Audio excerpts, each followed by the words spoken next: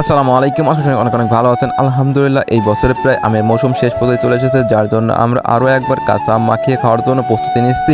এর জন্য সকাল থেকে সমস্ত কাজ সেরে আমরা দুপুর টাইমে সবাই মিলে একত্রিত হয়ে চলে আসলাম আমের বাগানে, এবং আমের বাগানে এসে প্রথমে একটা পার্টি দিচ্ছি, এবং সাথে আমরা লঙ্কা, মরিচ, বোতলের পানির যেসব সমস্ত জিনিসপত্র লাগবে সব কিছু সাথে সঙ্গে নিয়ে চলে এসেছি আমের বাগানে। এবং আমের বাগানে এসেই প্রথমে আম গাছ থেকে আমরা কিছু টক আম পেড়ে আসছি, এবং টক আম পেড়া শেষে আমরা কিছু মিষ্টি আম পারবো, এবং টক আম, মিষ্টি আম সমস্ত আম একসাথে মিশিয়ে আমরা মাখিয়ে খাওয়ার চেষ্টা করব।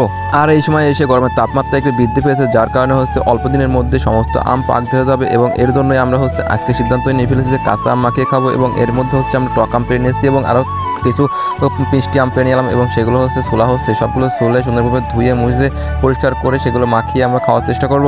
আরেকটা কথা ভাই, এই তীব্র গরমের মধ্যে দিঘির পাড়ে এবং আম বাগানের ছায় আম মাখিয়ে খাওয়ার মজা আলাদা। এবং এরই মধ্যে আমাদের সমস্ত আমগুলো ছোলা হয়েছে, এবং ছোলা শেষে আমরা সেগুলো কুচি কুচি করে কাটার চেষ্টা করছি, এবং কুচি কুচি কাটতে গিয়ে আমাদের ভাতিজার হাতে একটু ঘষা লাগে, এবং ঘষা লেগে ভালোই কেটে যায়, যার জন্য তাকে আর কাটা দেওয়া হয় নাই। পরবর্তী আরেকজন সেগুলো আমগুলো কুচি কুচি করে কাটার চেষ্টা করতেছে, এবং আমরা অনেকগুলোই আম পেয়েছি, কারণ আমরা 5-6 জন লোক আছি, এবং যার জন্য অনেকগুলো আম পেরে আমরা এই গামলার মধ্যে আমগুলো কুচি কুচি কেটে সুন্দরভাবে সেগুলো মাখিয়ে খাওয়ার চেষ্টা করব।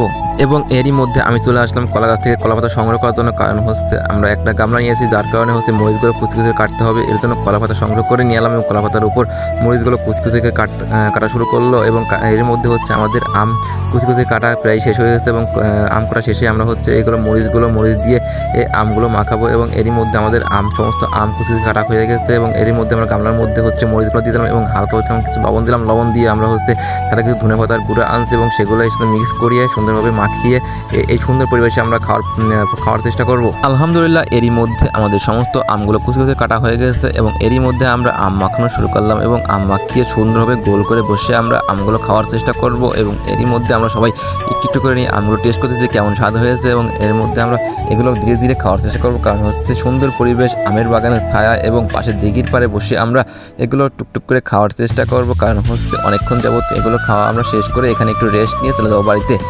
আরেকটা কথা ভাই, আমাদের এলাকায় অনেকদিন যাবত কোনো বৃষ্টি হচ্ছে না, এবং তীব্র গরম পড়তেছে, যার কারণে আমরা সবাই এই ক্লান্ত হয়ে যাচ্ছি রোদের তীব্র তাপমাত্রার কারণে, এবং যার কারণে ছায়ায় বসে আম মাখিয়ে খাওয়া সেই ভালো লাগছে এবং প্রশান্তি লাগতেছিল। এবং এর জন্য আমরা সবাই মিলে গতকাল সবাই সিদ্ধান্ত নিয়েছি যে আমরা আজকে দুপুর টাইমে আমরা সবাই মিলে আম মাখিয়ে খাবো, যার জন্য সবাই আজ দুপুর টাইমে আমাদের বাসায় চলে এসেছে, এবং বাসায় এসে আমরা সবাই মিলে চলে এসেছি সেই দিঘির পাড়ে এসে সবাই একত্রিত বসে আম মাখিয়ে খাওয়া শেষ করলাম।